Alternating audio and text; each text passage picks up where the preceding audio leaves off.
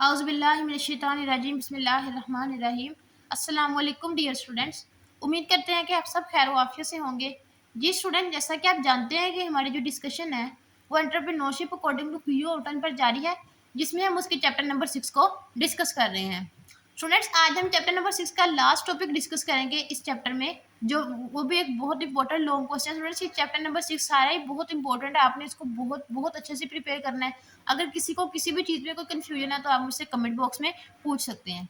आइए स्टूडेंट्स, अपने टॉपिक को स्टार्ट करते हैं। नेक्स्ट हमारा टॉपिक है students challenges in team building for startups. अब जो आपने टीम बिल्डिंग मतलब स्टार्टअप करना है, उसमें आपको क्या क्या चैलेंजेस फेस करने पड़ते हैं, आज हम वो पढ़ेंगे। आपके बुक में स्टूडेंट सिर्फ 3 चैलेंजेस दिए गए हैं, मतलब 3 प्रॉब्लम्स दी गई हैं, बहुत शॉर्ट दी गई हैं। अगर आपको लॉन्ग में भी आने के चांसेस हैं, इसलिए हम इसको नोट से प्रिपेयर करेंगे, हम इसको बुक से प्रिपेयर नहीं करेंगे। अब स्टूडेंट्स ये देखना है, अब टीम बिल्डिंग करनी है, आप कोई भी काम करना स्टार्ट करेंगे तो आपको उसमें चैलेंजेस तो फेस करने पड़ेंगे ना। शुरू शुरू में मुश्किलात तो आती हैं, हर बिजनेस में आती हैं, हर काम में आती है। जरूरी तो नहीं है कि आपने पहली दफ़ा काम किया तो वो पहली दफ़ा ही सक्सेसफुल हो जाए। लिमिटेशंस आती हैं। आज हम उनको डिस्कस करेंगे कि टीम बिल्डिंग फॉर स्टार्टअप में कौन सी प्रॉब्लम्स आती हैं। सबसे पहला स्टूडेंट्स है जी limited financial resources. Limited resources means कि आपके पास बिजनेस को चलाने के रिसोर्सेज ही नहीं है, आपके पास वो उतनी मनी नहीं है, तो आप किस तरह बिजनेस को रन कर सकेंगे। Limited financial resources are one of the biggest challenges in building a strong team in the startups. अगर आपके पास ये फाइनेंशियल रिसोर्सेज ही नहीं है तो आप किस तरह वर्कर्स को हायर करेंगे, वर्कर्स को किस तरह मोटिवेट करेंगे, क्योंकि वर्कर्स को तो सैलरी चाहिए होती है। New business usually have small budgets and can not afford high salaries. तो क्या होता है, उनका बजट बहुत स्मॉल होता है, उनके पास इतने रिसोर्सेज नहीं होते कि वो न्यू टेक्नोलॉजीज यूज कर सके, यहाँ पे न्यू वर्कर्स को हायर कर सके अपने बिजनेस को आगे ग्रो करने के लिए। एडवांस टेक्नोलॉजी और employ benefits. Because of this startups में struggle to attract talented and experience workers. अब देखना, आपके पास रिसोर्सेज ही नहीं है, आपके पास इतना पैसा ही नहीं है कि आप वर्कर्स को हायर करें, तो इससे क्या होगा, आप जो एक्सपीरियंस वर्कर्स हैं उनको आप हायर ही नहीं कर सकेंगे। Financial problems can also reduce employ motivation and slow business growth. इससे क्या होता है, देखिए ना, अब जो एम्प्लॉय होता है अगर उसको सैलरी अच्छी नहीं मिल रही है, वो तो डिस्करेज हो जाएगा कि मुझे तो इससे कोई फायदा नहीं मिल रहा, मैं किस तरह काम करूंगा यहाँ पे। तो इस तरह वो बिजनेस भी छोड़ के चला जाता है। तो इससे क्या होता है, बिजनेस स्टार्ट ही नहीं हो पाता, बिजनेस ग्रो ही नहीं कर पाता। आगे स्टूडेंट्स एग्जांपल देखते हैं। A new technology startup may struggle to hire skilled software developers because larger companies offer better salaries and benefits. अब देखना, आपका तो स्टार्ट है, आपने तो नया नया बिजनेस स्टार्ट किया है, जो आपसे पहले एग्जिस्टिंग कंपनीज है, जो बड़ी बड़ी कंपनीज है, वो क्या करती हैं, वो एम्प्लॉयज़ को अच्छी सैलरीज ऑफर करते हैं, जिसकी वजह से वो एम्प्लॉयज़ जो हैं वो मतलब स्टार्टअप मतलब जो स्टार्टिंग बिजनेस होते हैं उन पर काम करते ही नहीं है, कि उनको सैलरी का प्रॉब्लम होता है। नेक्स्ट आता है स्टूडेंट्स लेक्स ऑफ एक्सपीरियंस्ड। अब लेक ऑफ एक्सपीरियंस का क्या मतलब है कि देखिए ना, जो न्यू बिजनेस स्टार्ट करते हैं, स्टार्टअप होता है, तो मतलब ज़्यादातर वो तो एंटरप्रेन्योर होते हैं, या फिर वो यंग नेशन होती है, कि मीन्स उनको इतनी एक्सपीरियंस नहीं होता कि काम को किस तरह मैनेज करना है, तो जिसकी वजह से वो बिजनेस ग्रो नहीं कर पाता। Many startups are formed by young entrepreneurs, newly hired workers who have limited practical experience. Means उनके पास कोई एक्सपीरियंस ही नहीं है कि उन्होंने काम को, फाइनेंसिस को किस तरह मैनेज करना है। Employees may not fully understand how to manage customers solve business problem. मतलब उनको इस बारे में आइडिया ही नहीं होता कि उन्होंने किस तरह कस्टमर्स को मैनेज करना है, बिकॉज उनका न्यू एक्सपीरियंस है ना। अब न्यू एक्सपीरियंस आपका भी किसी भी काम में हो तो आपको भी इसको सही से अंजाम नहीं दे सकेंगे। This lack of experience can lead to poor decisions, mistakes and slow progress startups. इससे क्या होगा कि आपके डिसीजंस अच्छे नहीं होंगे, आपको प्रॉब्लम्स का फेस करना पड़ेंगी, आपकी प्रोग्रेस भी स्लो होगी। Startups may also require extra training to improve employ skills.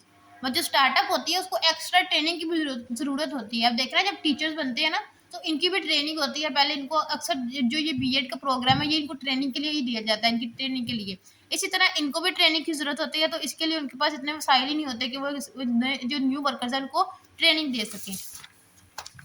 Example देखते हैं students. A new online clothing business में hire fresh graduates who have little experience in marketing and customers। अब देखना है कि न्यू कंपनी, न्यू क्लोथिंग मतलब उन्होंने market बनाई है, अब वो उन्होंने ऑनलाइन कपड़ों को सेल करना है। अब वो जब उन्होंने वर्कर्स हायर किए, उनके पास इतना एक्सपीरियंस ही नहीं है कि उन्होंने किस तरह उनको मैनेज करना है कस्टमर्स को। Management leading to mistake in the business operation. इससे क्या होगा, या तो वो कोई ना कोई मिस्टेक कर देंगे, कोई इस तरह का काम कर देंगे जिससे बिजनेस ग्रो ही नहीं कर पाएगा। नेक्स्ट आता है students poor communication. Students poor communication, communication का मतलब क्या है कि दूसरों के साथ कम्युनिकेट करना। किसी भी मामले में बिजनेस के अलावा जहाँ भी आपकी पुअर कम्युनिकेशन है ना, आप कम्युनिकेट सही से नहीं कर रहे हैं, आप कभी भी उस काम में कामयाब नहीं हो सकते। Poor communication creates confusion and misunderstanding with in the startup team. अगर आपकी कम्युनिकेशन सही नहीं है तो जो काम आप कहना चाह रहे हैं या आप करना चाह रहे हैं, दूसरा उसको कोई और समझ लेगा, तो वो इससे क्या होगा, कॉन्फ्लिक्ट्स आ जाएंगे।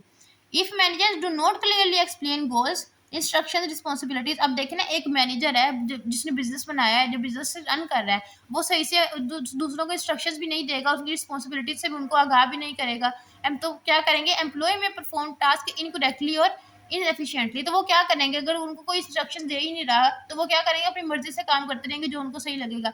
Lake of communication can also reduce trust and team work among the members. अब देखिए, उनके पास नॉलेज ही नहीं है कि उन्होंने काम को किस तरह परफॉर्म करना है, तो इससे क्या होगा, वो उल्ट पुल्ट काम करते जाएंगे, तो वो उनका ट्रस्ट भी एक दूसरे पे खत्म होता जाएगा। एग्जाम्पल देखते हैं। If a startup manager does not clearly explain project goals to employ, team members may complete task incorrectly.